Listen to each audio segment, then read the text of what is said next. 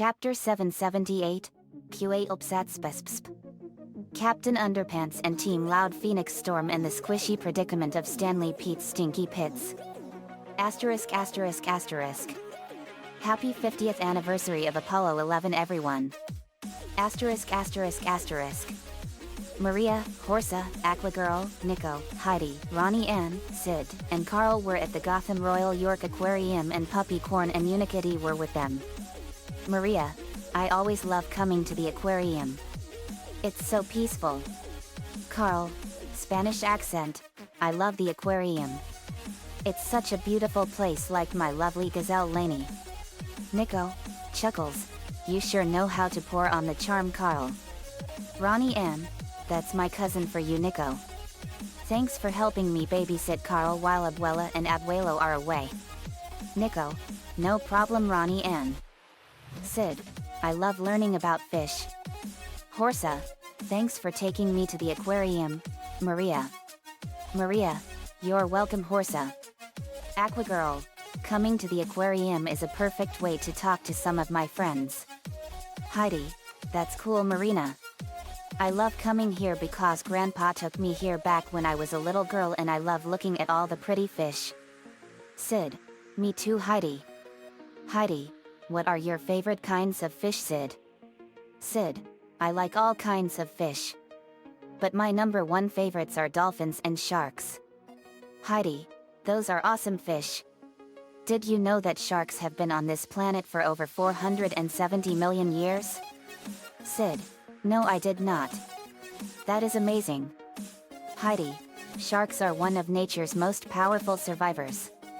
They have been on this planet ever since the early Ordovician period and they have survived everything nature has to throw at them. They even survived the extinction of the dinosaurs 65 million years ago. And they even survived the Great Permian extinction 240 million years ago. Sid, wow. They are that tough? Incredible. Heidi, I know.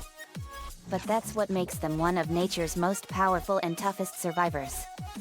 But they were around almost just as long as jellyfish. Heidi showed them a tank full of moon jellyfish. Heidi, jellyfish have been around ever since this planet was still in its infancy. They've been around for 700 million years. Everyone, wow. Maria, that's incredible. Sid, I didn't know that. You're blowing my mind right now. Carl, I never knew about that. Horsa, me neither. They saw all kinds of awesome and colorful fish from all over the world and they were all so beautiful. Later they were at lunch outside in the outdoor cafeteria and enjoying the beautiful view of Lake Huron. Sid, Heidi, how do you know so much about fish? Heidi, I'm actually a marine biologist. Ronnie Ann, wow. Are you really? Heidi, yep. Dr. Heidi Melissa Knudsen, PhD, and Professor of Marine Biology. Sid, oh that is so amazing. Nico, I didn't know you were a marine biology professor Heidi. Heidi, you guys never asked. Ronnie Ann, touche. Nico was looking out over the lake and he was seeing all the way over the United States-Canada border. Nico, it won't be long. Soon we'll be on Total Drama Galaxy, competing in another series of death-defying challenges and then we'll expose Billy McLean for being the most evil television host in all of history. Sid, I can't believe that Billy McLean is that evil. When we face him he will pay for his crimes.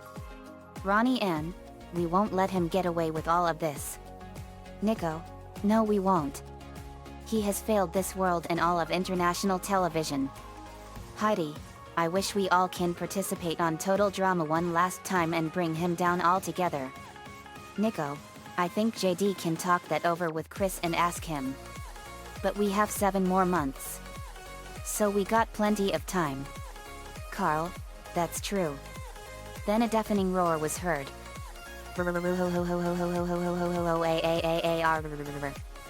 Nico, what was that? Sid, it sounds like a monster. Suddenly out of the water roaring ferociously was a sea dragon. It was a long and very powerful blue dragon with 4 webbed hand legs, powerful fins on his long neck and a tail with fins, and he had razor-sharp fangs and teeth, and he had blue eyes. Nico, whoa. What a sea dragon. Sid, I've never seen a sea dragon before. Then two figures appeared. It was two gene slammers. One was half human, half dolphin, and the other was half human, half humpback whale. And they didn't have clothes on. Aqua Girl, are those two gene slammed girls? Because I don't see any clothes on them. Nico, they are gene slammers. Sonar Storm, Spanish accent, my name's Sonar Storm. I used to be Caitlin Estevez. Hump Swim, Russian accent, and I'm Hump Swim. I used to be Gina Semyon Petrikov. Heidi, let me tame this dragon.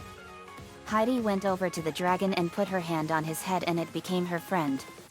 It then glowed and turned into an awesome scythe, and it was on Heidi's back. Heidi, wow. What a scythe. Nico, Caitlin, Gina, was this the work of Drive? Sonar Storm, Luther Paradigm? Yes, it was. Heidi, were you two wearing wetsuits when you were gene slammed? Hump Swim, yes we were. Maria, good thing I brought extra clothes with me. Heidi, I can cure you both and give you the ability to transform into your gene slammer forms at will. We have a bunch of others like you. Hump Swim, you would do that for us, Heidi? Heidi, I sure would.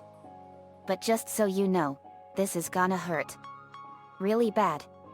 Sonar Storm, we are ready, Heidi. Heidi, okay. Boys, you better cover your eyes. The boys did so. Heidi snapped her fingers and Caitlin and Gina changed back. Caitlin's skin changed back to human and Caitlin had brown hair and green eyes. Gina's skin changed back to human and she had blonde hair and blue eyes, and she had a scar on her stomach in the shape of a crescent moon. Heidi, all you girls are naked. They covered themselves. Caitlin covers her naked body. You boys take a look at my boobs and I'll snap your fucking necks. Gina, oh, come in. Caitlin strikes a pose. I don't mind the attention. Nico, no way am I looking. If I look, then Nicole and the anti-pervert patrol are gonna beat the living shit out of me. Carl, me too. Maria, let's get you girls new clothes. Maria pulled out 2 towels and took them to the women's bathroom. There they got changed. Caitlin had a gray t-shirt with dolphins on it, black pants with yellow pocket liners and black flat tops, and an ocean sleeveless trench coat with the kanji for echo of the dolphin on the back. Gina had a blue and gray t-shirt with humpback whales on it, blue pants, blue shoes like Lori's, and a blue ocean sleeveless trench coat with whales on it. She also had the kanji for gentleness of the humpback whale on it. Caitlin, wow. Maria, these clothes are perfect. And they are absolutely comfy. Gina, I look amazing. Maria, you make really awesome clothes. Maria, my friend Lenny is an awesome fashionista and she taught me and Teresa how to make clothes. Caitlin, she sure knows how to make awesome clothes. Later they went back to the estate. Asterisk asterisk asterisk. Back at the estate, we were watching a documentary about the Apollo 11 mission on TV. Puluwag gave Brittany Crosby a pair of black sunglasses. Puluwag, to Brittany Crosby, Brittany, have you considered getting black sunglasses for your outfit? Brittany, black sunglasses are perfect for it. Thanks, Puluwag. Me, whoa. It was so cool how Apollo 11 landed on the moon. Lainey, I know. Me, to the viewers, you're probably wondering what all that is about. Well, today is July 20th, 2019, and today marks the 50th anniversary of when the Apollo 11 lander landed on the moon. 50 years ago today, this marked the first ever time we landed on the moon 250,000 miles away from Earth, and it was one of the biggest achievements ever known in the history of mankind. Astronauts Neil Armstrong, Edwin Buzz Aldrin and Michael Collins became the first astronauts to ever land on the moon. To help you understand, here's some gratuitous educational information.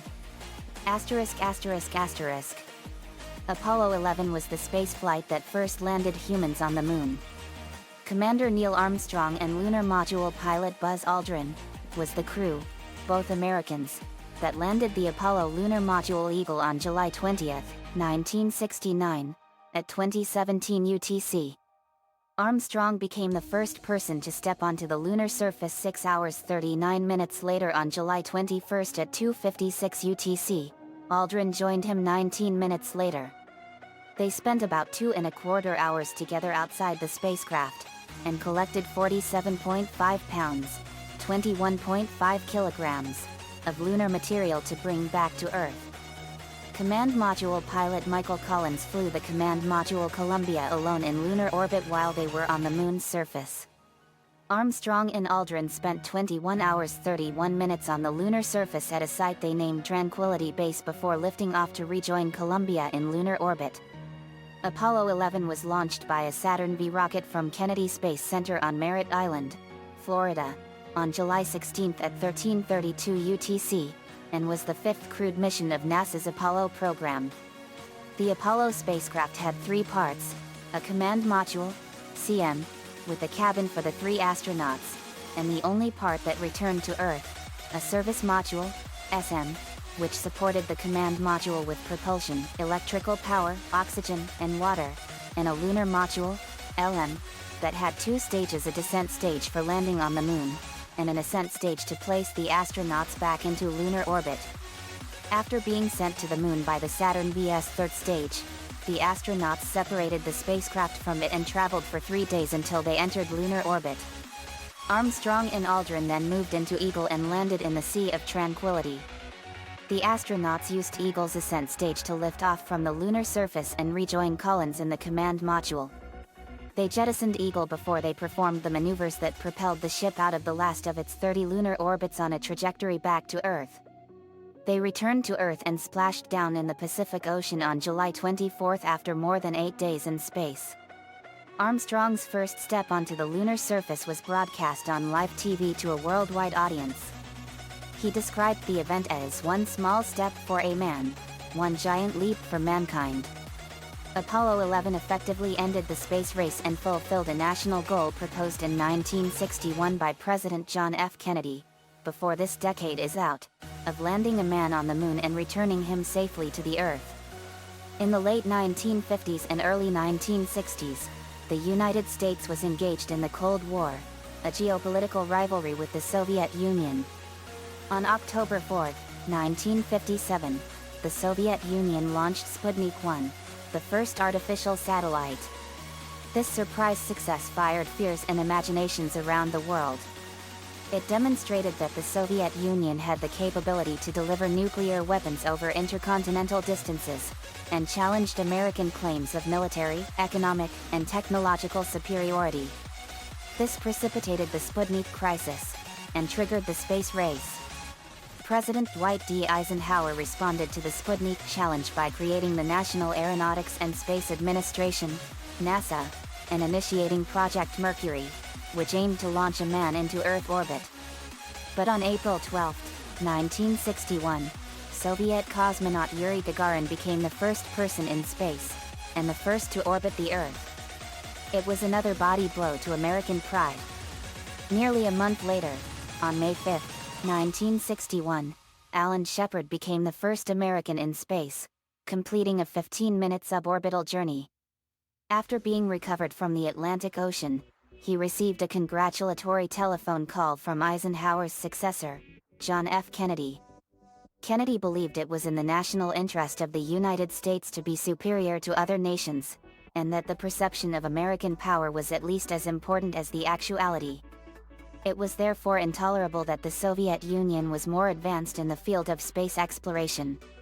He was determined that the United States should compete, and sought a challenge that maximized its chances of winning. Since the Soviet Union had better booster rockets, he required a challenge that was beyond the capacity of the existing generation of rocketry, one where the US and Soviet Union would be starting from a position of equality. Something spectacular, even if it could not be justified on military, economic, or scientific grounds.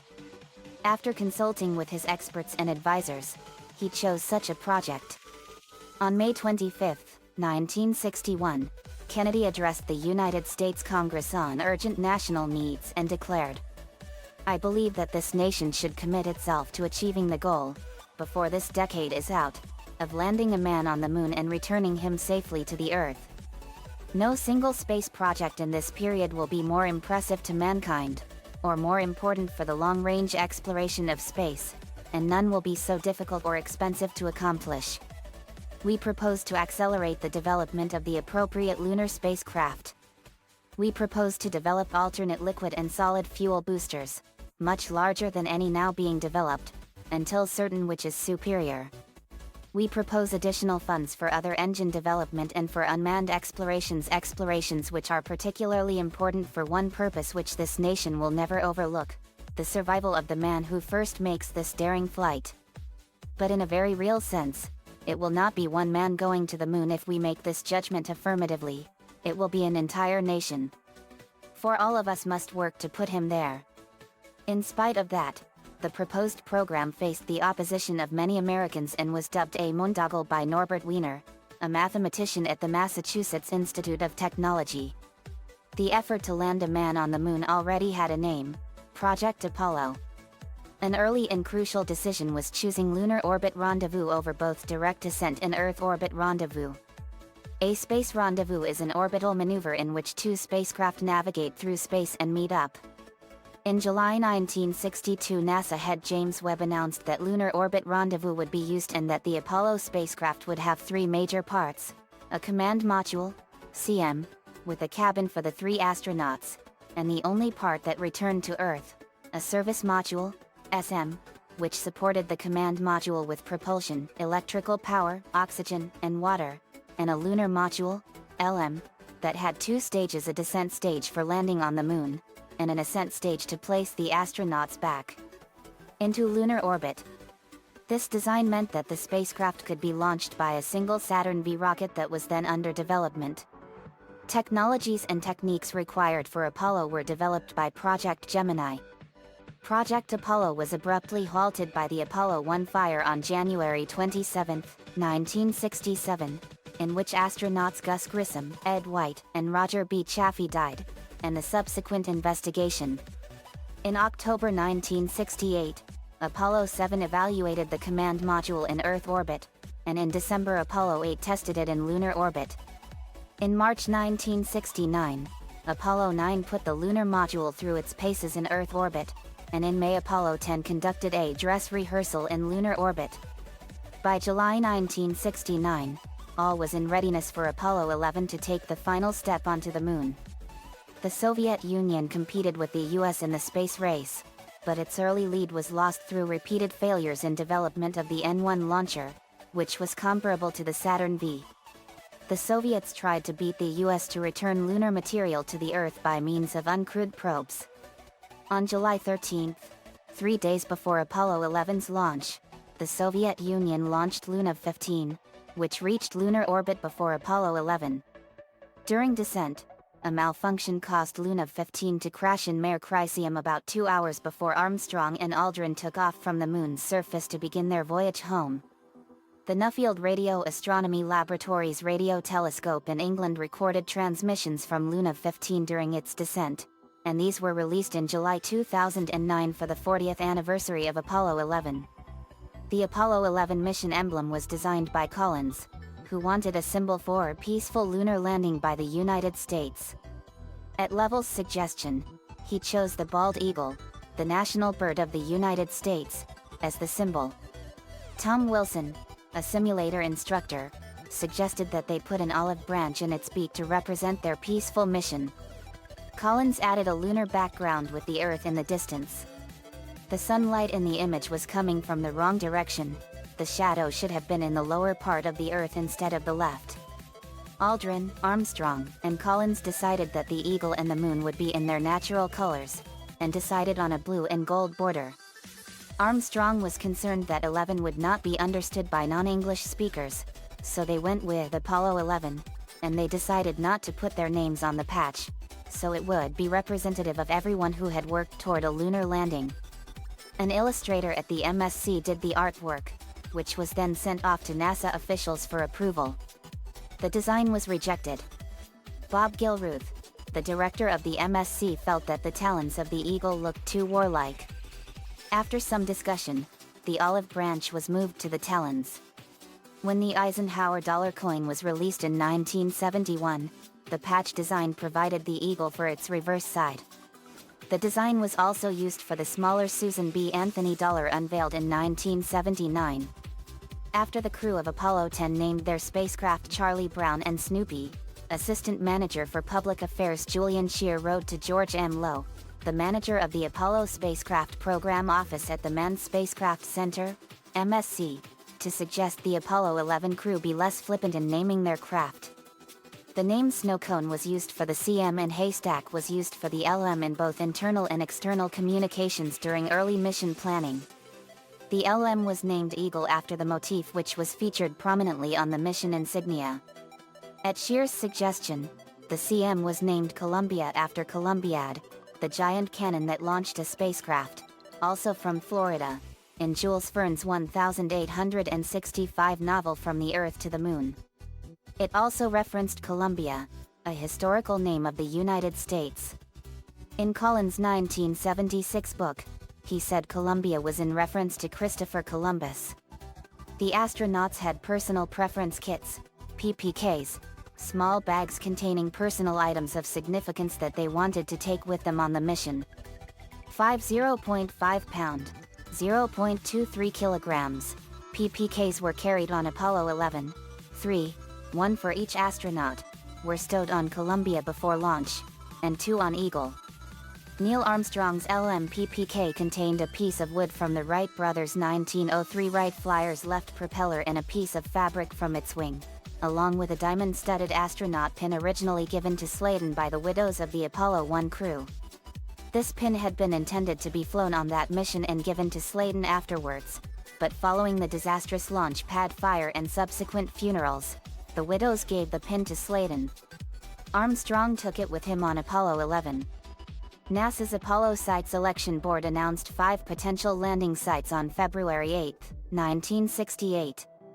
These were the result of 2 years' worth of studies based on high-resolution photography of the lunar surface by the 5 uncrewed probes of the Lunar Orbiter program and information about surface conditions provided by the Surveyor program.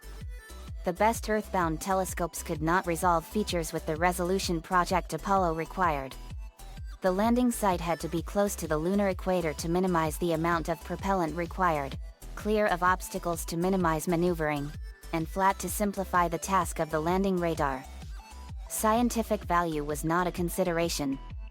Areas that appeared promising on photographs taken on Earth were often found to be totally unacceptable. The original requirement that the site be free of craters had to be relaxed, as no such site was found. 5 sites were considered. Sites 1 and 2 were in the Sea of Tranquility, Mare Tranquillitatis. Site 3 was in the Central Bay, Sinus Medii, and Sites 4 and 5 were in the Ocean of Storms, Oceanus Procellarum. The final site selection was based on 7 criteria. The site needed to be smooth, with relatively few craters, with approach paths free of large hills, tall cliffs, or deep craters that might confuse the landing radar and cause it to issue incorrect readings, reachable with a minimum amount of propellant, allowing for delays in the launch countdown, providing the Apollo spacecraft with a free return trajectory, one that would allow it to coast around the Moon and safely return to Earth without requiring any engine firings should a problem arise. On the way to the Moon, with good visibility during the landing approach, meaning that the Sun would be between 7 and 20 degrees behind the LM, and a general slope of less than 2 degrees in the landing area. The requirement for the Sun angle was particularly restrictive, limiting the launch date to 1 day per month. A landing just after dawn was chosen to limit the temperature extremes the astronauts would experience. The Apollo Site Selection Board selected Site 2, with Sites 3 and 5 as backups in the event of the launch being delayed. In May 1969, Apollo 10's lunar module flew to within 15 kilometers, 9.3 miles, of Site 2, and reported that it was acceptable. During the first press conference after the Apollo 11 crew was announced, the first question was, "Which one of you gentlemen will be the first man to step onto the lunar surface?" Sladen told the reporter that it had not been decided, and Armstrong added that it was not based on individual desire. One of the first versions of the egress checklist had the lunar module pilot exit the spacecraft before the command module pilot, which matched what had been done in previous missions. The commander had never performed the spacewalk. Reporters wrote in early 1969 that Aldrin would be the first to walk on the moon, and Associate Administrator George Mueller told reporters he would be the first as well. Aldrin heard that Armstrong would be the first to step on the moon because Armstrong was a civilian, which made Aldrin livid. Aldrin attempted to persuade other lunar module pilots he should be first, but they responded cynically about what they perceived as a lobbying campaign. Attempting to stem interdepartmental conflict, Slayton told Aldrin that Armstrong would be first since he was the commander. The decision was announced in a press conference on April 14, 1969. For decades, Aldrin believed the final decision was largely driven by the lunar module's hatch location. Because the astronauts had their spacesuits on and the spacecraft was so small, maneuvering to exit the spacecraft was difficult. The crew tried a simulation in which Aldrin left the spacecraft first, but he damaged the simulator while attempting to egress. While this was enough for mission planners to make their decision, Aldrin and Armstrong were left in the dark on the decision until late spring. Slayton told Armstrong the plan was to have him leave the spacecraft first, if he agreed. Armstrong said, "Yes, that's the way to do it." The media accused Armstrong of exercising his commander's prerogative to exit the spacecraft first. Chris Kraft revealed in his 2001 autobiography that a meeting occurred between Gilruth, Slayton, Lowe, and himself to make sure Aldrin would not be the first to walk on the moon. They argued that the first person to walk on the moon should be like Charles Lindbergh, a calm and quiet person. They made the decision to change the flight plan so the commander was the first to egress from the spacecraft. The ascent stage of lunar module LM-5 arrived at the Kennedy Space Center on January 8, 1969, followed by the descent stage 4 days later, and Command and Service Module CM-107 on January 23. There were several differences between LM-5 and Apollo 10's LM-4. LM-5 had a VHF radio antenna to facilitate communication with the astronauts during their EVA on the lunar surface, a lighter ascent engine, more thermal protection on the landing gear, and a package of scientific experiments known as the Early Apollo Scientific Experiments Package, ESEP. The only change in the configuration of the command module was the removal of some insulation from the forward hatch. 84-85 The command and service modules were mated on January 29, and moved from the operations and checkout building to the vehicle assembly building on April 14.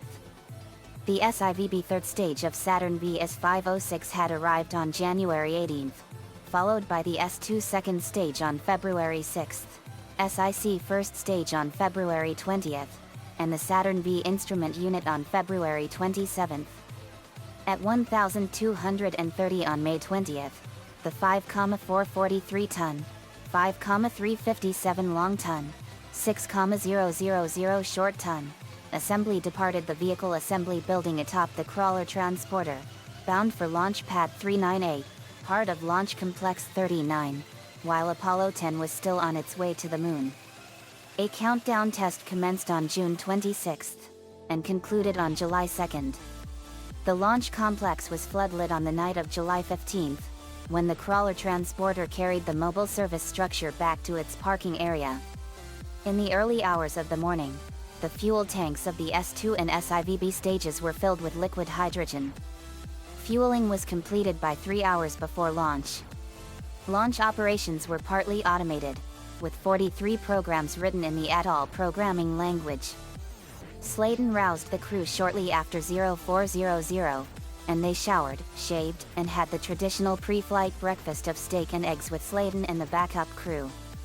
They then donned their spacesuits and began breathing pure oxygen. At 0630, they headed out to Launch Complex 39. Hayes entered Columbia about 3 hours and 10 minutes before launch time. Along with a technician, he helped Armstrong into the left-hand couch at 6:54. 5 minutes later, Collins joined him, taking up his position on the right-hand couch. Finally, Aldrin entered, taking the center couch. Hayes left around 2 hours and 10 minutes before launch. The closeout crew sealed the hatch, and the cabin was purged and pressurized. The closeout crew then left the launch complex about an hour before launch time. The countdown became automated at 3 minutes and 20 seconds before launch time. Over 450 personnel were at the consoles in the firing room.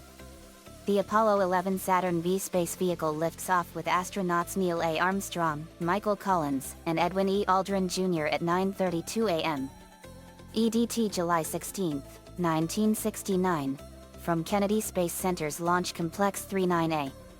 An estimated 1 million spectators watched the launch of Apollo 11 from the highways and beaches in the vicinity of the launch site. Dignitaries included the Chief of Staff of the United States Army, General William Westmoreland, 4 cabinet members, 19 state governors, 40 mayors, 60 ambassadors, and 200 congressmen. Vice President Spiro Agnew viewed the launch with the former president, Lyndon B. Johnson, and his wife Lady Bird Johnson. Around 3,500 media representatives were present. About 2/3 were from the United States, the rest came from 55 other countries. The launch was televised live in 33 countries, with an estimated 25 million viewers in the United States alone. Millions more around the world listened to radio broadcasts. President Richard Nixon viewed the launch from his office in the White House with his NASA liaison officer, Apollo astronaut Frank Borman. Saturn V S-506 launched Apollo 11 on July 16, 1969, at 13 hours and 32 minutes UTC, 9 hours and 32 minutes EDT. 1 at 13.2 seconds into the flight, the launch vehicle began to roll into its flight azimuth of 72.058 degrees. Full shutdown of the first stage engines occurred about 2 minutes and 42 seconds into the mission, followed by separation of the SIC and ignition of the S2 engines. The second stage engines then cut off and separated at about 9 minutes and 8 seconds, allowing the first ignition of the SIVB engine a few seconds later. Apollo 11 entered Earth orbit at an altitude of 100.4 nautical miles, 185.9 kilometers, by 98.9 nautical miles, 183.2 kilometers, 12 minutes into its flight. After 1.5 orbits, a second ignition of the SIVB engine pushed the spacecraft onto its trajectory toward the Moon with the Trans-Lunar Injection, TLI, burn at 16 hours 22 minutes and 13 seconds UTC. About 30 minutes later, with Collins in the left seat and at the controls, the transposition, docking, and extraction maneuver was performed. This involved separating Columbia from the spent SIVB stage, turning around, and docking with Eagle still attached to the stage. After the LM was extracted, the combined spacecraft headed for the Moon, while the rocket stage flew on a trajectory past the Moon. This was done to avoid the third stage colliding with the spacecraft, the Earth, or the Moon.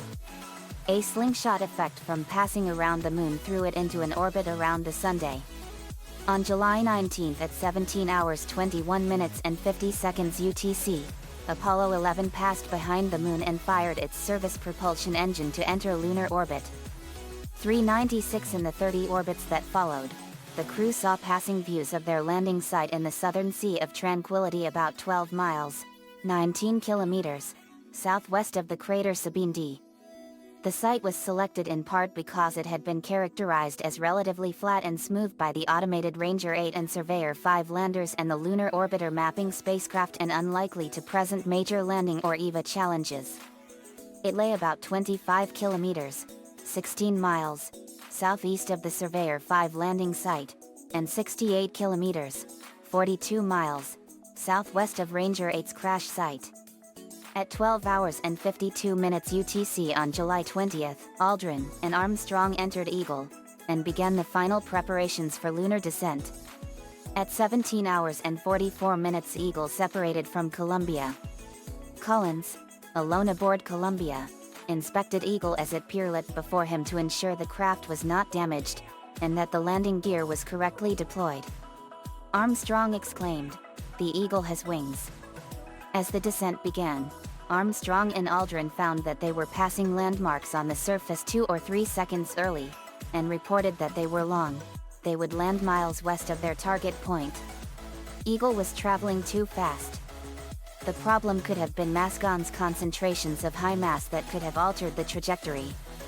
Flight director Gene Kranz speculated that it could have resulted from extra air pressure in the docking tunnel. Or it could have been the result of Eagle's pirouette maneuver. 5 minutes into the descent burn, and 6,000 feet, 1,800 m, above the surface of the moon, the LM guidance computer, LGC, distracted the crew with the first of several unexpected 1201 and 1202 program alarms. Inside Mission Control Center, computer engineer Jack Garman told guidance officer Steve Bales it was safe to continue the descent, and this was relayed to the crew. The program alarms indicated executive overflows, meaning the guidance computer could not complete all its tasks in real time and had to postpone some of them. Margaret Hamilton, the director of Apollo flight computer programming at the MIT Charles Stark Draper Laboratory, later recalled, "To blame the computer for the Apollo 11 problems is like blaming the person who spots a fire and calls the fire department. Actually, the computer was programmed to do more than recognize error conditions. A complete set of recovery programs was incorporated into the software. The software's action, in this case, was to eliminate lower priority tasks and re-establish the more important ones. The computer, rather than almost forcing an abort, prevented an abort. If the computer hadn't recognized this problem and taken recovery action, I doubt if Apollo 11 would have been the successful moon landing it was." During the mission, the cause was diagnosed as the rendezvous radar switch being in the wrong position, causing the computer to process data from both the rendezvous and landing radars at the same time. 106-107 software engineer Don Iles concluded in a 2005 Guidance and Control Conference paper that the problem was due to a hardware design bug previously seen during testing of the first uncrewed LM in Apollo 5. Having the rendezvous radar on, so that it was warmed up in case of an emergency landing abort, should have been irrelevant to the computer, but an electrical phasing mismatch between two parts of the rendezvous radar system could cause the stationary antenna to appear to the computer as dithering back and forth between two positions, depending upon how the hardware randomly powered up. The extra spurious cycle stealing, as the rendezvous radar updated an involuntary counter, caused the computer alarms. When Armstrong again looked outside, he saw that the computer's landing target was in a boulder-strewn area just north and east of a 300-foot, 91 m, diameter crater, later determined to be West Crater, so he took semi-automatic control. Armstrong considered landing short of the boulder field so they could collect geological samples from it, but could not since their horizontal velocity was too fast. Throughout the descent, Aldrin called out navigation data to Armstrong, who was busy piloting Eagle. Now 107 feet, 33 m, above the surface, Armstrong knew their propellant supply was dwindling and was determined to land at the first possible landing site. Armstrong found a clear patch of ground and maneuvered the spacecraft towards it. As he got closer, now 250 feet, 76 m, above the surface, he discovered his new landing site had a crater in it. He cleared the crater and found another patch of level ground. They were now 100 feet, 30 m, from the surface, with only 90 seconds of propellant remaining. Lunar dust kicked up by the LM's engine began to obfuscate his ability to determine the spacecraft's motion. Some large rocks jutted out of the dust cloud, and Armstrong focused on them during his descent so he could determine the spacecraft's speed. A light informed Aldrin that at least one of the 67-inch, 170 centimeters, probes hanging from Eagle's footpads had touched the surface a few moments before the landing, and he said, "Contact light." Armstrong was supposed to immediately shut the engine down, as the engineers suspected the pressure caused by the engine's own exhaust reflecting off the lunar surface could make it explode, but he forgot. 3 seconds later, Eagle landed and Armstrong shut the engine down. Aldrin immediately said, "Okay, engine stop. ACA out of detent." Armstrong acknowledged, "Out of detent. Auto." Aldrin continued. Mode control both auto. Descent engine command override off. Engine arm off. 413 is in. ACA was the attitude control assembly, the LM's control stick. Output went to the LGC to command the reaction control system, RCS, jets to fire. Out of detent meant that the stick had moved away from its centered position. It was spring-centered like the turn indicator in a car. LGC address 413 contained the variable that indicated the LM had landed. Eagle landed at 20 hours 17 minutes and 40 seconds UTC on Sunday, July 20th with 216 pounds, 98 kilograms, of usable fuel remaining. Information available to the crew and mission controllers during the landing showed that the LM had enough fuel for another 25 seconds of powered flight before an abort without touchdown would have become unsafe, but post-mission analysis showed that the real figure was probably closer to 50 seconds. Apollo 11 landed with less fuel than most subsequent missions, and the astronauts encountered a premature low fuel warning. This was later found to be the result of greater propellant slosh than expected, uncovering a fuel sensor. On subsequent missions, extra anti-slosh baffles were added to the tanks to prevent this. Armstrong acknowledged Aldrin's completion of the post-landing checklist with engine arm is off, before responding to the Capcom, Charles Duke, with the words, "Houston, Tranquility Base here. The Eagle has landed." Armstrong's unrehearsed change of call sign from Eagle to Tranquility Base emphasized to listeners that landing was complete and successful. Duke mispronounced his reply as he expressed the relief at mission control. "Roger. Tuan Tranquility. We copy you on the ground. You got a bunch of guys about to turn blue. We're breathing again. Thanks a lot. This is the LM pilot. I'd like to take this opportunity to ask every person listening in, whoever and wherever they may be, to pause for a moment and contemplate the events of the past few hours and to give thanks in his or her own way." He then took communion privately. At this time NASA was still fighting a lawsuit brought by atheist Madeleine Murray O'Hare, who had objected to the Apollo 8 crew reading from the Book of Genesis, demanding that their astronauts refrain from broadcasting religious activities while in space. As such, Aldrin chose to refrain from directly mentioning taking communion on the moon. Aldrin was an elder at the Webster Presbyterian Church, and his communion kit was prepared by the pastor of the church, Dean Woodruff. Webster Presbyterian possesses the chalice used on the moon and commemorates the event each year on the Sunday closest to July 20th. The schedule for the mission called for the astronauts to follow the landing with a 5-hour sleep period, but they chose to begin the preparations for the EVA early, thinking that they would be unable to sleep. Preparations for the 2 astronauts to walk on the moon began at 23:43. These took longer than expected, 3.5 hours instead of 2. During training on Earth, everything required had been neatly laid out in advance, but on the moon the cabin contained a large number of other items as well, such as checklists, food packets, and tools. Once Armstrong and Aldrin were ready to go outside, Eagle was depressurized. Eagle's hatch was opened at 2 hours 39 minutes and 33 seconds.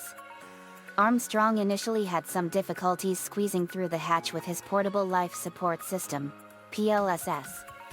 Some of the highest heart rates recorded from Apollo astronauts occurred during LM egress and ingress. At 2:51 Armstrong began his descent to the lunar surface. The remote control unit on his chest kept him from seeing his feet. Climbing down the 9-rung ladder, Armstrong pulled a D-ring to deploy the modular equipment stowage assembly, MESA, folded against Eagle's side and activate the TV camera. Apollo 11 used slow-scan television, TV, incompatible with broadcast TV, so it was displayed on a special monitor and a conventional TV camera viewed this monitor, significantly reducing the quality of the picture. The signal was received at Goldstone in the United States, but with better fidelity by Honeysuckle Creek Tracking Station near Canberra in Australia. Minutes later the feed was switched to the more sensitive Parkes Radio Telescope in Australia. Despite some technical and weather difficulties, ghostly black and white images of the first lunar EVA were received and broadcast to at least 600 million people on Earth.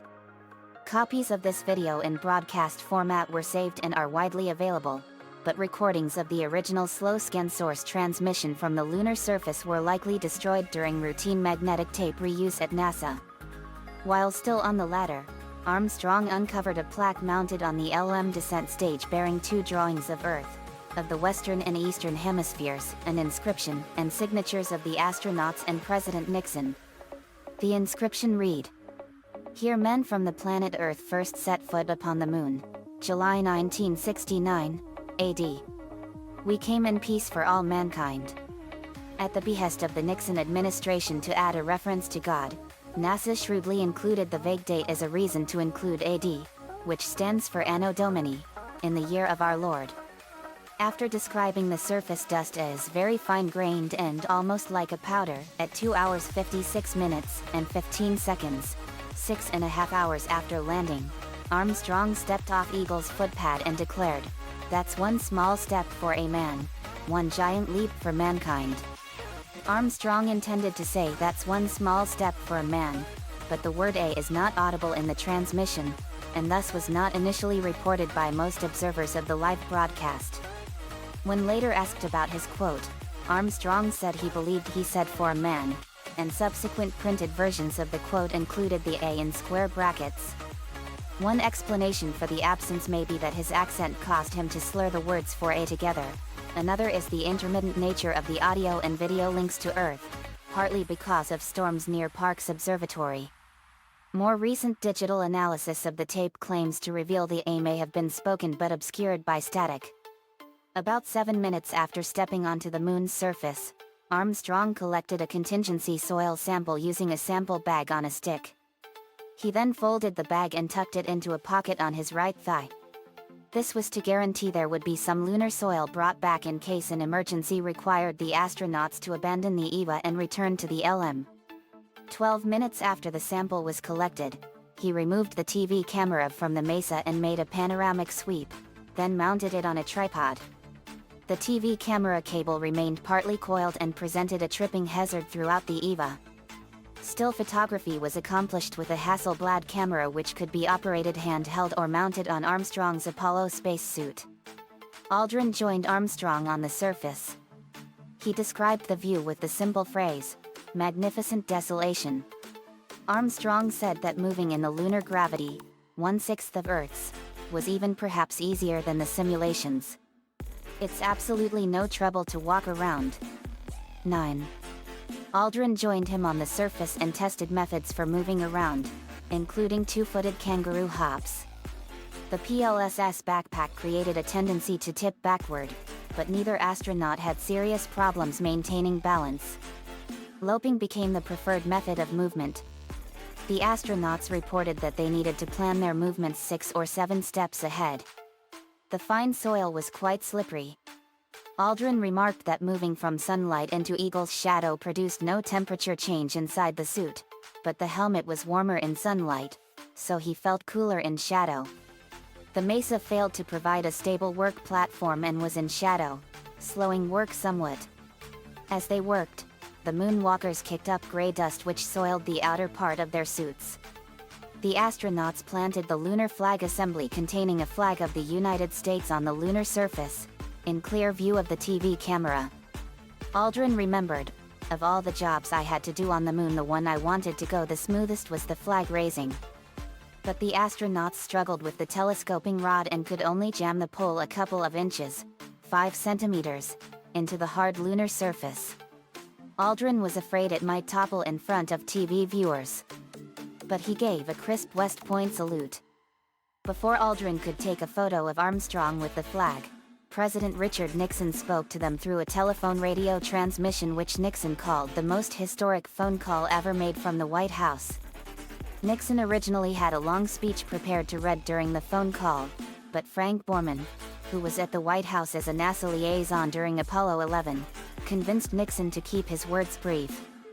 "Nixon, hello, Neil and Buzz. I'm talking to you by telephone from the Oval Room at the White House.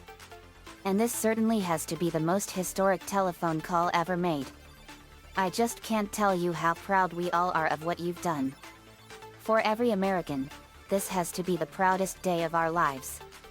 And for people all over the world, I am sure they too join with Americans in recognizing what an immense feat this is. Because of what you have done, the heavens have become a part of man's world. And as you talk to us from the Sea of Tranquility, it inspires us to redouble our efforts to bring peace and tranquility to Earth. For one priceless moment in the whole history of man, all the people on this earth are truly one in their pride in what you have done, and one in our prayers that you will return safely to Earth. Armstrong. Thank you, Mr. President. It's a great honor and privilege for us to be here, representing not only the United States, but men of peace of all nations, and with interest and curiosity, and men with a vision for the future. It's an honor for us to be able to participate here today. They deployed the EZEP, which included a passive seismic experiment package used to measure moonquakes and a retroreflector array used for the lunar laser ranging experiment. Then Armstrong walked 196 feet, 60 m, from the LM to snap photos at the rim of Little West Crater while Aldrin collected 2 core samples. He used the geologist's hammer to pound in the tubes, the only time the hammer was used on Apollo 11, but was unable to penetrate more than 6 inches, 15 centimeters, deep. The astronauts then collected rock samples using scoops and tongs on extension handles. Many of the surface activities took longer than expected, so they had to stop documenting sample collection halfway through the allotted 34 minutes. Aldrin shoveled 6 kilograms, 13 pounds, of soil into the box of rocks in order to pack them in tightly. 2 types of rocks were found in the geological samples. Basalt and new minerals were discovered in the rock samples collected by the astronauts: armalcolite, tranquilityite, and pyrox ferroite. Armalcolite was named after Armstrong, Aldrin, and Collins. All have subsequently been found on Earth. Mission Control used a coded phrase to warn Armstrong that his metabolic rates were high, and that he should slow down. He was moving rapidly from task to task as time ran out. As metabolic rates remained generally lower than expected for both astronauts throughout the walk, Mission Control granted the astronauts a 15-minute extension. In a 2010 interview, Armstrong explained that NASA limited the first moonwalk's time and distance because there was no empirical proof of how much cooling water the astronauts' PLSS backpacks would consume to handle their body heat generation while working on the moon. Aldrin entered Eagle first.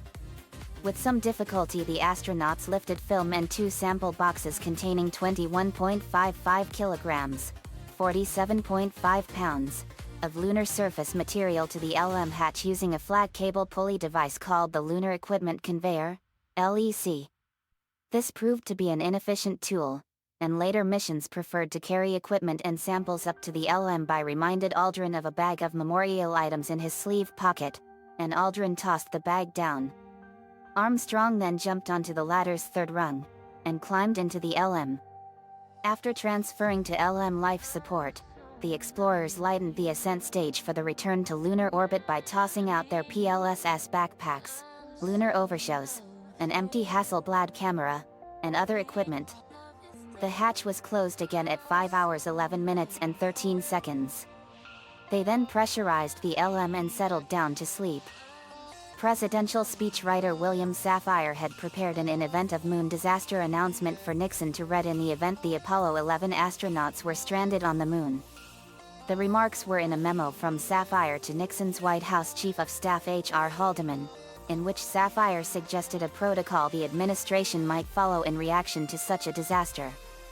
According to the plan, Mission Control would close down communications with the LM, and a clergyman would commend their souls to the deepest of the deep in a public ritual likened to burial at sea. The last line of the prepared text contained an allusion to Rupert Brooke's First World War poem, The Soldier. While moving inside the cabin, Aldrin accidentally damaged the circuit breaker that would arm the main engine for liftoff from the moon. There was a concern this would prevent firing the engine, stranding them on the moon. However, a felt-tip pen was sufficient to activate the switch. Had this not worked, the LM circuitry could have been reconfigured to allow firing the ascent engine. After more than 21 hours on the lunar surface, in addition to the scientific instruments, The astronauts left behind. An Apollo 1 mission patch in memory of astronauts Roger Chaffee, Gus Grissom, and Edward White, who died when their command module caught fire during a test in January 1967. 2 memorial medals of Soviet cosmonauts Vladimir Komarov and Yuri Gagarin, who died in 1967 and 1968 respectively. A memorial bag containing a gold replica of an olive branch as a traditional symbol of peace, and a silicon message disc carrying the goodwill statements by Presidents Eisenhower, Kennedy, Johnson, and Nixon, along with messages from leaders of 73 countries around the world.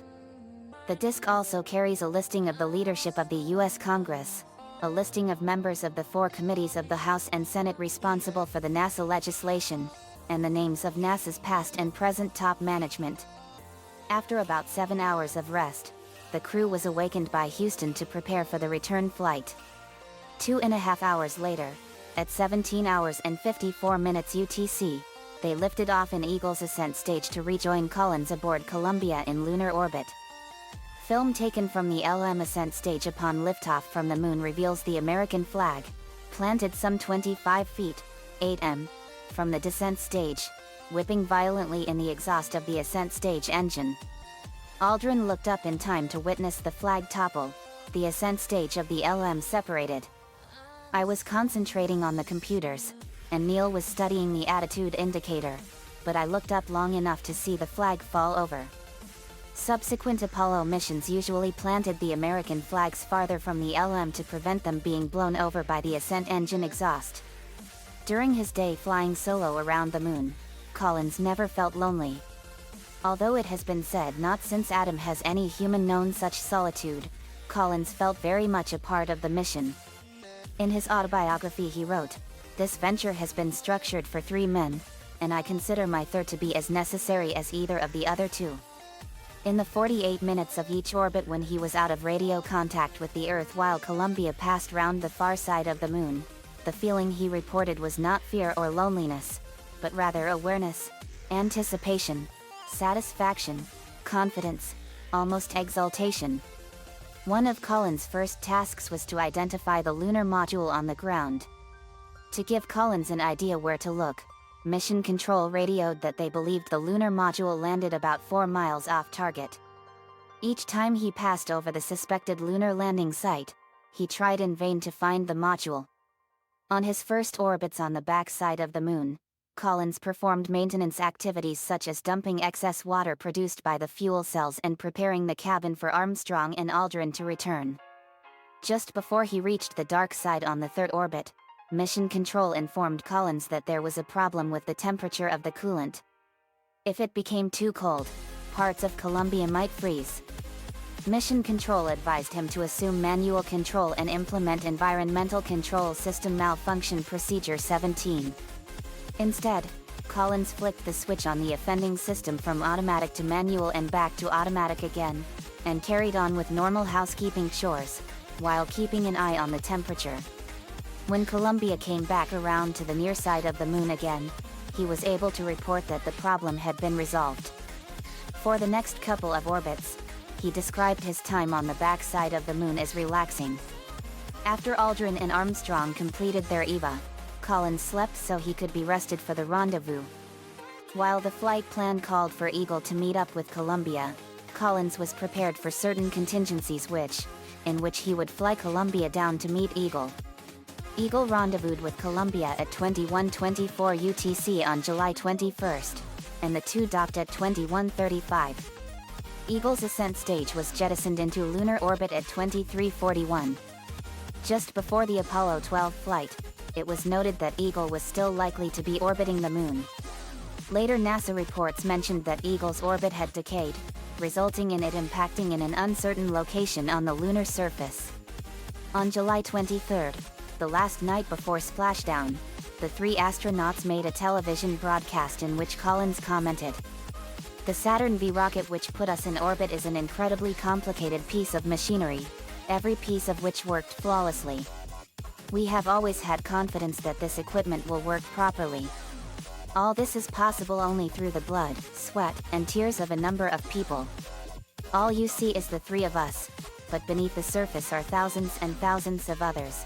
And to all of those, I would like to say, thank you very much. Aldrin added. This has been far more than 3 men on a mission to the moon. More, still, than the efforts of a government and industry team. More, even, than the efforts of one nation. We feel that this stands as a symbol of the insatiable curiosity of all mankind to explore the unknown. Personally, in reflecting on the events of the past several days, a verse from Psalms comes to mind. When I consider the heavens, the work of thy fingers, the moon, and the stars, which thou hast ordained, what is man that thou art mindful of him? Responsibility for this flight lies first with history and with the giants of science who have preceded this effort, next with the American people, who have, through their will, indicated their desire, next with 4 administrations and their congresses, for implementing that will, and then, with the agency and industry teams that build our spacecraft, the Saturn, the Columbia, the Eagle, and the Little Emu, the spacesuit and backpack that was our small spacecraft out on the lunar surface. We would like to give special thanks to all those Americans who built the spacecraft, who did the construction, design, the tests, and put their hearts and all their abilities into those craft. To those people tonight, we give a special thank you, and to all the other people that are listening and watching tonight, God bless you. Good night from Apollo 11. On the return to Earth, a bearing at the Guam tracking station failed, potentially preventing communication on the last segment of the Earth return. A regular repair was not possible in the available time, but the station director, Charles Force, had his 10-year-old son Greg use his small hands to reach into the housing and pack it with grease. Greg was later thanked by Armstrong. The aircraft carrier USS Hornet, under the command of Captain Carl J. Sieberlich, was selected as the primary recovery ship, PRS, for Apollo 11 on June 5, replacing its sister ship, the LPH USS Princeton, which had recovered Apollo 10 on May 26. Hornet was then at her home port of Long Beach, California. On reaching Pearl Harbor on July 5, Hornet embarked the Sikorsky SH-3 Sea King helicopters of HS-4, a unit which specialized in recovery of Apollo spacecraft, specialized divers of UDT Detachment Apollo, a 35-man NASA recovery team, and about 120 media representatives. To make room, most of Hornet's air wing was left behind in Long Beach. Special recovery equipment was also loaded, including a boilerplate command module used for training. On July 12, with Apollo 11 still on the launch pad, Hornet departed Pearl Harbor for the recovery area in the Central Pacific, in the vicinity of 10 degrees 36 minutes north, 172 degrees 24 minutes east.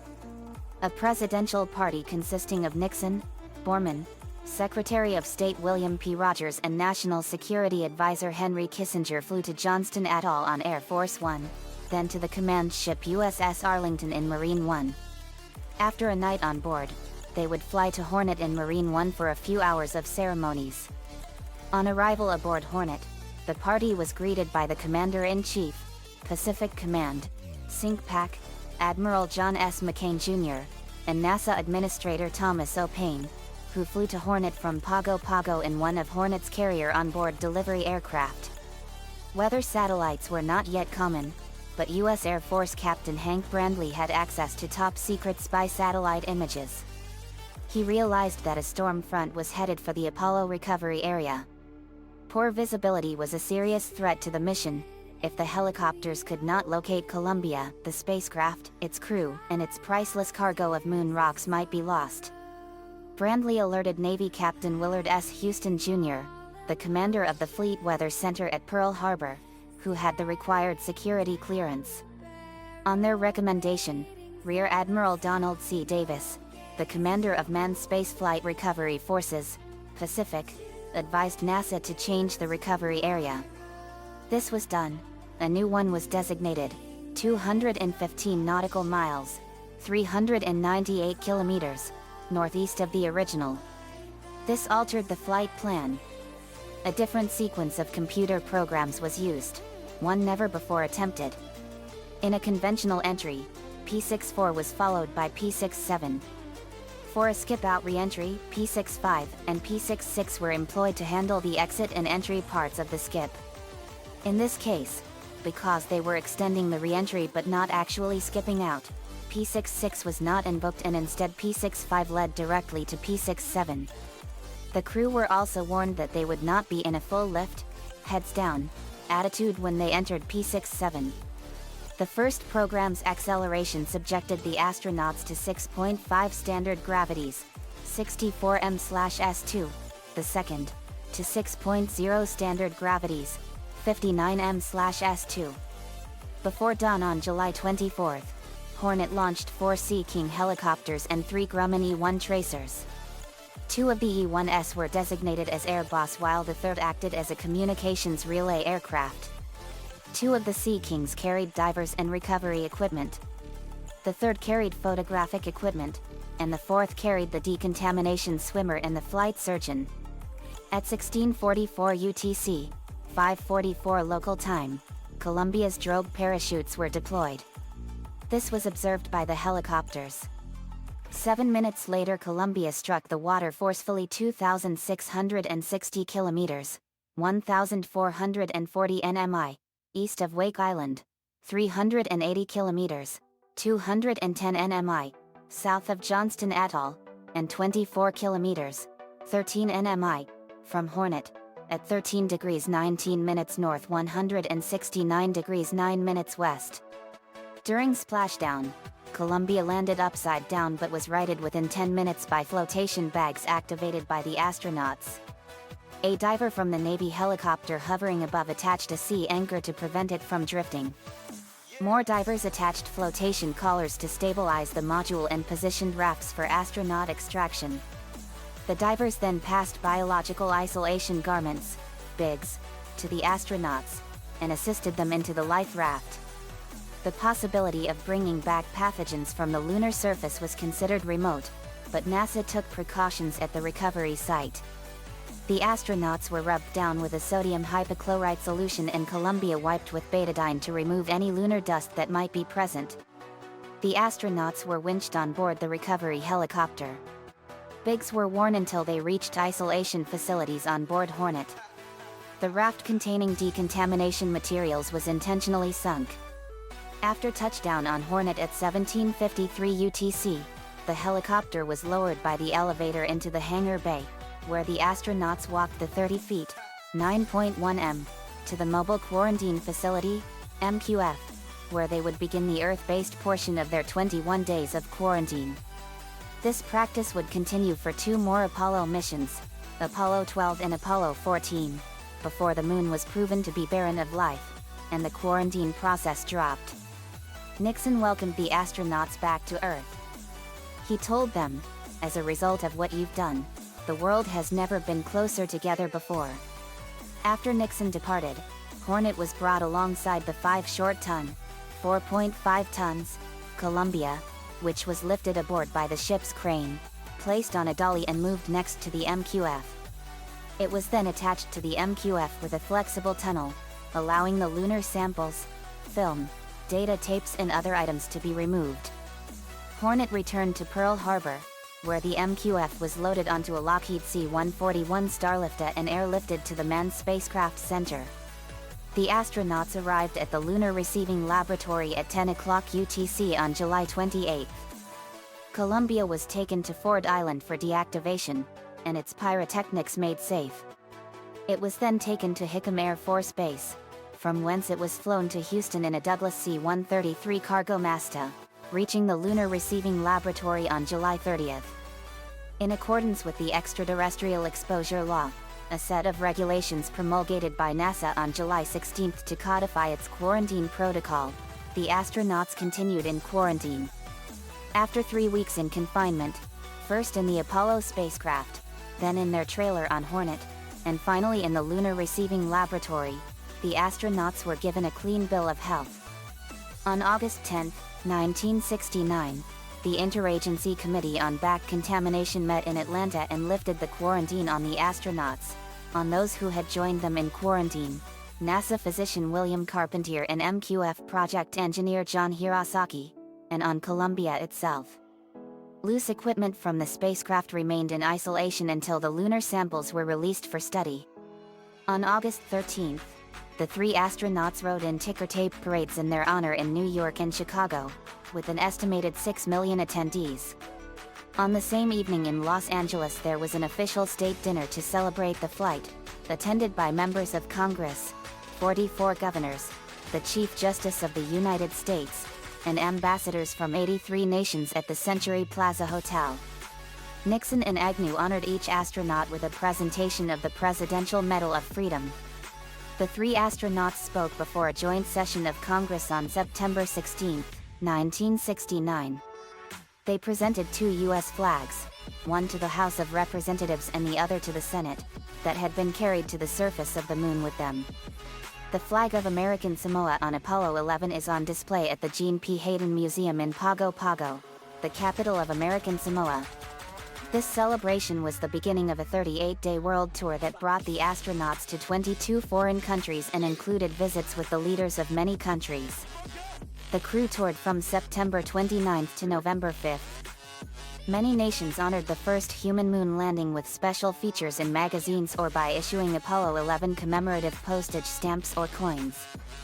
Humans walking on the moon and returning safely to Earth accomplished Kennedy's goal set 8 years earlier. In mission control during the Apollo 11 landing, Kennedy's speech flashed on the screen, followed by the words "Task accomplished, July 1969." The success of Apollo 11 demonstrated the United States' technological superiority, and with the success of Apollo 11, America had won the space race. New phrases permeated into the English language. "If they can send a man to the moon, why can't they?" became a common saying following Apollo 11. Armstrong's words on the lunar surface also spun off various parodies. While most people celebrated the accomplishment, disenfranchised Americans saw it as a symbol of the divide in America, evidenced by protesters outside of Kennedy Space Center the day before Apollo 11 launched. This is not to say that they were not awed by it. Ralph Abernathy, leading a protest march, was so captivated by the spectacle of the Apollo 11 launch that he forgot what he was going to say.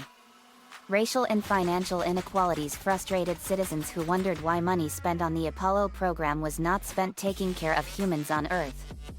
A poem by Gil Scott-Heron called "Whitey on the Moon" illustrated the racial inequality in the United States that was highlighted by the space race.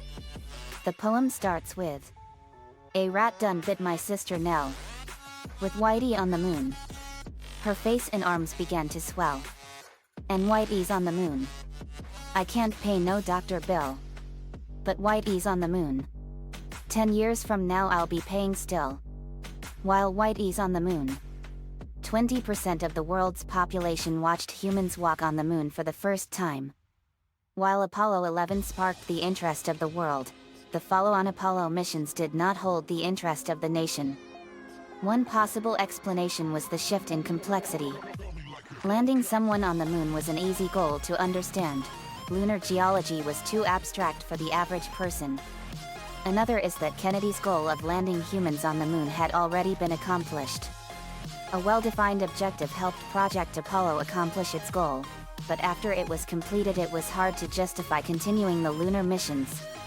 While most Americans were proud of their nation's achievements in space exploration, only once during the late 1960s did the Gallup poll indicate that a majority of Americans favored doing more in space as opposed to doing less. By 1973, 59% of those polled favored cutting spending on space exploration. The space race had ended, and Cold War tensions were easing as the US and Soviet Union entered the era of détente. This was also a time when inflation was rising, which put pressure on the government to reduce spending. What saved the space program was that it was one of the few government programs that had achieved something great. Drastic cuts, warned Caspar Weinberger, the deputy director of the Office of Management and Budget, might send a signal that our best years are behind us.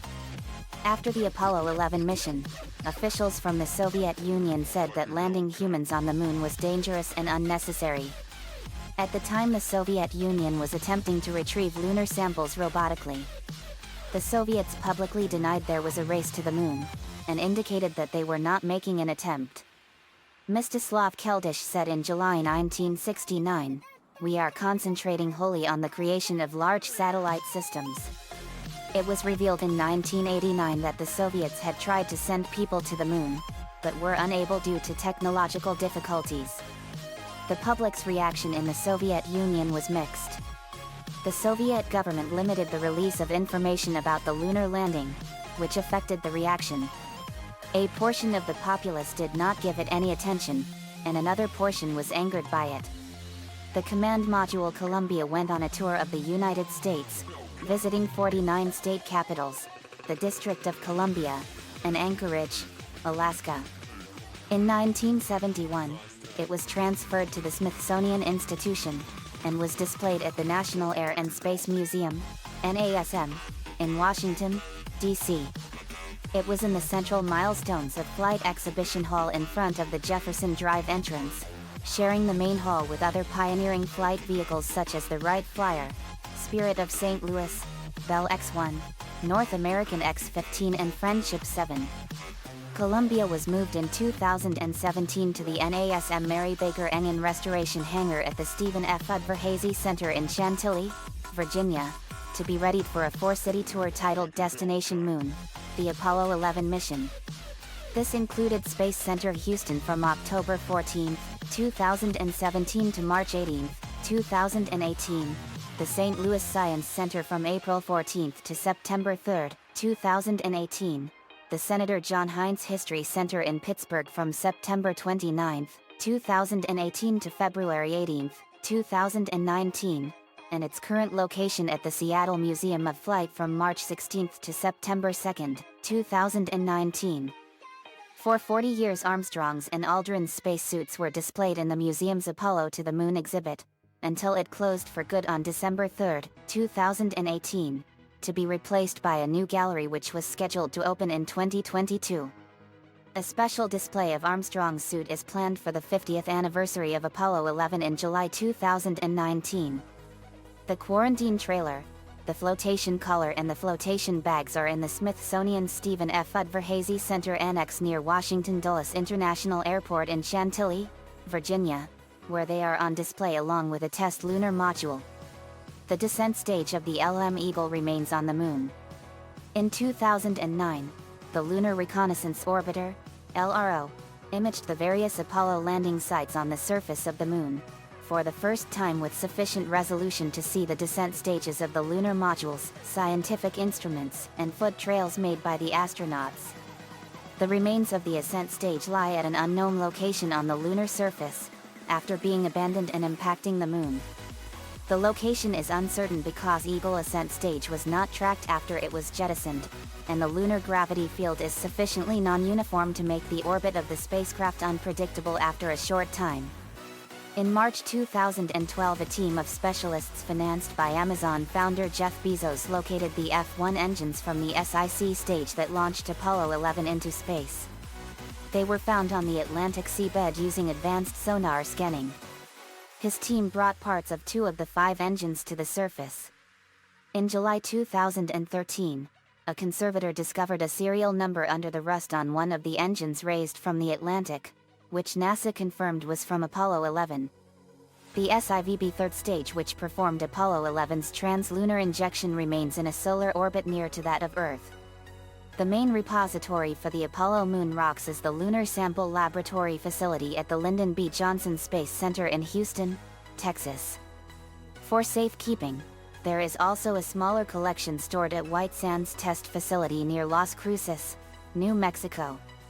Most of the rocks are stored in nitrogen to keep them free of moisture. They are handled only indirectly, using special tools.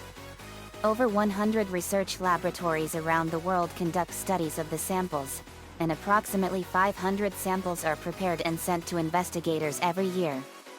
In November 1969, Nixon asked NASA to make up about 250 presentation Apollo 11 lunar sample displays for 135 nations, the 50 states of the United States and its possessions, and the United Nations. Each display included moon dust from Apollo 11. The rice-sized particles were 4 small pieces of moon soil weighing about 50 milligrams and were enveloped in a clear acrylic button about as big as a United States half-dollar coin. This acrylic button magnified the grains of lunar dust. The Apollo 11 lunar sample displays were given out as goodwill gifts by Nixon in 1970. The passive seismic experiment ran until the command uplink failed on August 25, 1969. The downlink failed on December 14, 1969. As of 2018, the Lunar Laser Ranging Experiment remains operational. On July 15, 2009, released a photo gallery of previously unpublished photos of the astronauts taken by life photographer Ralph Morse prior to the Apollo 11 launch. From July 16 to 24, 2009, NASA streamed the original mission audio on its website in real time 40 years to the minute after the events occurred. It is in the process of restoring the video footage and has released a preview of key moments.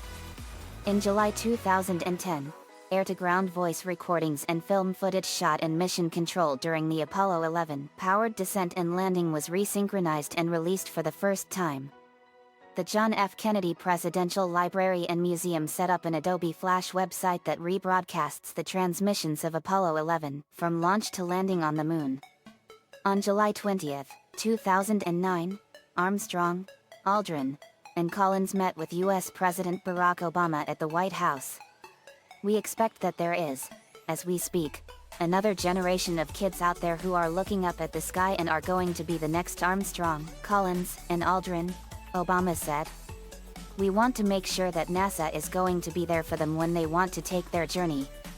On August 7, 2009, an act of Congress awarded the 3 astronauts a Congressional Gold Medal, the highest civilian award in the United States.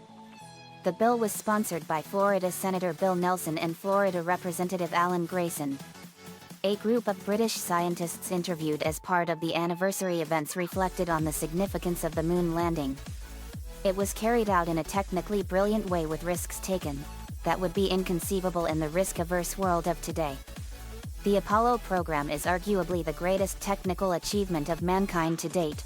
Nothing since Apollo has come close to the excitement that was generated by those astronauts Armstrong, Aldrin, and the 10 others who followed them. Armstrong's Hasselblad camera was thought to be lost or left on the moon's surface. In 2015, after Armstrong died in 2012, his widow contacted the National Air and Space Museum to inform them that she found a white cloth bag in one of Armstrong's closets. The bag contained a forgotten camera that had been used to capture images of the first moon landing. The camera is currently on display at the National Air and Space Museum. However, there are 12 Hasselblad cameras currently sitting on the surface of the moon, where only the film magazines were brought back to Earth. On June 10, 2015, Congressman Bill Posey introduced Resolution H.R. 2726 to the 114th session of the United States House of Representatives directing the United States Mint to design and sell commemorative coins in gold, silver, and clad for the 50th anniversary of the Apollo 11 mission. On January 24, 2019, the Mint released the Apollo 11 50th anniversary commemorative coins to the public on its website. On July 19, 2019, a Google Doodle was created to celebrate the 50th anniversary of the moon landing. *****. Me, to the viewers, I hope this helped you all. President John F. Kennedy's dream was to one day send a man to the moon, and 6 years later, after he was assassinated on November 23, 1963, we finally made that dream a reality on July 20, 1969. Lincoln, wow. That is so awesome. Laney, it sure is. I never would have known that there was so much that was done that time. Me, it was a huge day for us. Nico and everyone came in. Nico, we're back. Me, hey guys. How was the aquarium? Maria, it was awesome. We had a great time. But we had 2 big encounters there. Heidi, we encountered a magnificent sea dragon from Lake Huron. Sid, and we cured 2 gene slammers. Caitlin, and we are those gene slammers. I'm Caitlin Estevez and I'm half human, half dolphin. Gina, and I'm Gina Semyon Petrikov. I'm half human, half humpback whale. Me, pleasure to meet you girls. Dr. Luther Paradigm spliced you no doubt. Caitlin, that's right. Me, what were you doing before he slammed you? Caitlin, we worked as whale show instructors at the aquarium in Los Angeles, California. Flashback. Caitlin, narrating. Me and Gina are best friends and we did all kinds of awesome shows together. And we worked with them all. Dolphins, whale sharks, orcas, all kinds of fish. Caitlin and Gina did all kinds of awesome tricks with said creatures. Gina, narrating. We were known as the greatest handlers of fish ever. Caitlin, but then came that terrible day where we became gene slammers like the street sharks. We were ready to put on our next show when suddenly something hit us. We thought we pulled a hair somewhere. We were having extreme pains afterwards and we thought it was cramps. Caitlin and Gina were experiencing excruciating pain. Gina, then we starting changing. Past Caitlin, groans in pain. What's happening to us? Past Gina, groans in pain. Oh god, it hurts. Caitlin's skin turned gray and her brown hair fell out and her head grew and turned into that of a dolphin and it had yellow patches on the sides and a blowhole on top as well as her mouth turned into a dolphin snout. Out of her back came a dolphin fin. Her wetsuit was totally shredded. Gina's skin turned dark blue and lumpy and her blonde hair fell out. Her hands turned into fins and her mouth grew wider and her teeth turned into bristly baleen plates and her head turned into that of a humpback whale's and she grew a fin out of her back and her wetsuit was totally shredded. Caitlin, when we saw ourselves in the mirror, we were beside ourselves with horror. Caitlin and Gina looked at themselves in the mirror and they screamed in absolute horror. Past Caitlin, what the hell happened to me? Past Gina, we've been turned into fish freaks. Past Caitlin, actually I'm a dolphin and you're a humpback whale. But we can't be seen like this. They went on into hiding as a result. Flashback ends. Caitlin, we stayed hidden in another part of the country helping people whenever they needed it. But thanks to Heidi here we have our humanity back and we can now do things humans can do again. We also can transform whenever we need to. Me, that's awful. But you will be happy to know that we killed Dr. Luther Paradigm. Caitlin, really? Me, yep. We killed him and sent his fucking DNA twisting ass off to hell. Ronnie Ann, and we found others slammed by him. Me, we still have a lot of his mess to clean up but we're gonna find them and help them. But not only that but Dr. Luther Paradigm has two brothers that specialize in land and air animals as well. Dr. Roland Paradigm specializes in splicing with land animals and Dr. Arthur Paradigm specializes in splicing with air animals. We're going to kill them later on and rid the world of their splicing ways and make them pay for tampering with the laws of Mother Nature. Caitlin, we'll gladly help you out JD. Gina, those monsters will pay for their crimes and taking our humanity. Me, they sure will. Nico, they will. And I just caught a simessage and a simipore. Me, good job Nico. Asterisk asterisk asterisk. Later at Gotham Royal York High School, Lewin was having lunch with George Beard and Harold Hutchins and the janitor Mr. Krupp. Aquagirl, Ali, Hunger, Cybertron Scourge, G1 Snarl, me, Nico, Lincoln and Laney were with them. Lewin, what really has me concerned is the former staff of Jerome Horwitz Elementary coming after us. Mr. Krupp, they wouldn't dare come after us now. Hunger, don't you think your former fellow staff members might want to take revenge on you now that you've befriended George and Harold? Mr. Krupp, I doubt it. Besides, I think they'll learn not go after me since I know you guys. Me, and if they do come after us, they will pay for it in blood. And Lewin put the one that costed Mr. Krupp his job in prison forever. Harold, that was Melvin Sneedley. He may have been a genius, but he was a nuisance and totally pure evil. Me, true. That's not the only one you have to worry about. We turned and we saw the former science teacher of Jerome Horwitz Elementary School, Morty FYDE. Mr. Fit is having class with George and Harold and they start making cat and dog noises without moving their lips or opening their mouths. He thinks that he's going crazy and continues on with class, much to the students' dismay. He showed the class a fake volcano, which gave George and Harold the idea to prank the lunch ladies. After a couple of animals' noises, he left to go see a doctor as he thought he had gotten nuts from hearing things. Mr. Fit quits because he dreamed that he had been eaten by a talking toilet, thought he heard cats and dogs meowing and growling in his classroom, imagined that the school got flooded with sticky green goop, and he thought he saw a group of abominable snowmen chasing George and Harold down the hallway. When Mr. Krupp tried to tell him that can all be explained as George and Harold's doings, Mr. Fit stated that he saw a big fat bald guy in his underwear fly out the window, the big fat bald guy obviously being Captain Underpants. As Mr. Krupp could not find that as their doing, Mr. Fit retired to leave the school for the greener pastures of the Pickway home for the reality challenged and was eventually replaced by Professor Poopy Pants. Mr. Fit makes a very brief appearance in this novel, as this story is set 4 years in the past from the previous books and Mr. Fit is still the science teacher at Jerome Horwitz Elementary School. He is seen in a teacher's meeting along with Mr. Krupp and Ms. Ribble.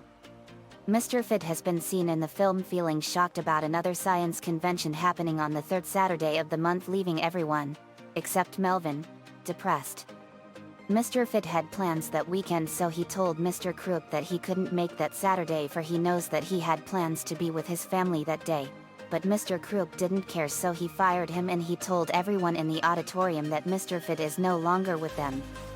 He was never seen again after he got fired and replaced by Professor Poopy Pants. Morty only appeared in one episode of the TV series, Captain Underpants and the Squishy Predicament of Stanley Pete's Stinky Pits, where he has returned to Jerome Horwitz Elementary from the Pickway home for the reality challenged for the first time in a long one, but he still gets anxious around loud noises, which unfortunately for Mr. Fit in elementary school is built on. The same day he returned, Mr. Krupp announced the start of the Avocado Grow contest, a scheme he set up to get a large supply of guacamole. During the contest, an accident with Melvin Sneedley's Pitical Accelerator 2000 combined him with George and Harold's pit, turning him into a monster that destroys anything that makes any sort of loud noise. He eventually gets planted into the ground in a peaceful forest and watered by Stanley Pete's sweat, where he now lives peacefully as an amazing avocado tree in said forest, which is located near the school. George, Mr. Fit, Mr. Krupp, Morty, what are you doing here? Fit, revenge. Me, revenge? For what? Fit, for these two ruining my life, and how dare you side with George and Harold, Krupp? Cybertron Scourge. Well, since Jerome Horwitz is closed down, Krupp can do whatever the hell he wants. Mr. Krupp, and I've forgiven George and Harold for everything they did. They are my friends now and they made me realize what a beast I was. Allie, are you and all the other teachers of the closed Jerome Horwitz Elementary School now working for the Legion of Doom? Fid, that's right. We're now called the League of Rottenness. And our first task is to kill Mr. Krupp and those two rotten brats. Points to George, Harold, and Mr. Krupp. Me, you've gone mad. Allie, now you will pay for your crimes and serve your life in the Saturn Insane Asylum, and I also have some friends that are going to help. Allie put on an awesome ring and the gem had a beautiful centaur girl in the middle. She chanted an incantation and a rainbow portal appeared and out came the beautiful centaurettes from the movie Fantasia. Satana, hey Allie. Satana was the blue centaurette with flowers in her tail and she had blue hair and a flower strapless top. Allie, hey Satana. It's time to kick some bad teacher butt. George, time for something awesome. Ready, Mr. Krupp? Mr. Krupp, you know it, George. George snapped his fingers and Mr. Krupp turned into the Underwear Crusader, Captain Underpants. Captain Underpants, tra-la-la. So Fit is out for revenge, wait? Me, that's right. Let's take this clod down. We went at him and I punched him in the face. Me, hey Fid. How about this? I took out an air horn and blew it right in his ear at point blank range and he screamed and then he went crazy. Me, so you go nuts whenever you hear loud noise. Let me add to that. I had him look at the bracelet of Fulho and then he went absolutely psycho. We went at him and punched him all over the place and pulverized him all over the place. Aqua Girl, let's get him with our combos. Earth Cyber Key Power. The Earth Cyber Planet Key went into Aqua Girl's arm device and it enhanced her water powers 100-fold. G1 Snarl, me Snarl Smash Bad Science Teacher. Cyber Key Power. The Animatron Cyber Planet Key went into his back and it enhanced his energy sword 100-fold. Aquagirl and G1 Snarl, Maelstrom Beast Sword. Aquagirl fired a massive blast of water and it merged with Snarl's sword and Snarl slashed Fid and cut his chest and legs. Captain Underpants punched Fid all over and hurt him bad. Fid took a bucket and threw water and splashed Captain Underpants all over and got him wet. Fid, any minute now, you're going to turn back into Mr. Krupp. Me, you are a fool Fid. George and Harold made some changes. George, that's right. Now we can change him back when I snap my fingers again. Me, in other words Fid, you are a pathetic little cretin. Cybertron Scourge, let me heat things up. Cyber Key Power. The Animatron Cyber Planet Key went into Scourge's back and 2 more heads popped out and they roared. Cybertron Scourge, witness the 3-headed dragon. Hunger, time to show him I mean business. Cyber Key Power. The Animatron Cyber Planet Key went into his Sonic Stun Gun and enhanced it 100-fold. Cybertron Scourge in Hunger, Firestorm Sonic Stun Burn. Cybertron Scourge fired a powerful blast of fire from his mouths and Hunger fired a massive sonic blast from his Sonic Stun Gun. The blasts combined and they hit Fid and exploded. Me, let's show him our final smashes guys. Brittany Crosby, let's get him. Shadow Moon Scythe. Brittany formed a scythe of pure black fire and she slashed Mr. Fid in the chest and it burned him bad. Captain Underpants, time for me. Super Fart Vomit Storm. Captain Underpants released a massive fart and it smelled so horrible that we hurled our guts out. George, let's show him a combo final smash Harold. Harold, you got it George. They did their friendship handshake. George and Harold, Super Fart Storm Stink Breath. They fired a massive blast of super foul stinky breath at Fid and it made him hurl his guts out all over the place. I wrapped him in a straitjacket. Me, I think a nice long stay in the Saturn Insane Asylum is what you need you fucked up lunatic. Brittany Crosby, you said it. To the viewers, old habits die hard, but hatred never will. Now we have the former staff of the closed-down Jerome Horwitz Elementary School to worry about besides the Legion of Doom and all the bad guys we know. Nico, that's right. Morty Fid, you have failed this world as a teacher and as anything. We condemned Morty Fid to the Saturn Insane Asylum in the maximum security section. He was sentenced to life without parole in the triple max solitary confinement psychiatric unit. The end. Asterisk asterisk asterisk. Another fanfiction complete and the first ever Captain Underpants villain brought to justice. I wanted to make this chapter special by commemorating the 50th anniversary of the Apollo 11 landing on the moon. Also I want to include villains from the Captain Underpants series. Now we have all kinds of villains to take down. Nico-chan 11 gave me the ideas for this one. Thanks man as usual. I couldn't put the whole title as the chapter title so I used it as an acronym for it. Let me know what you all think. See you all next time.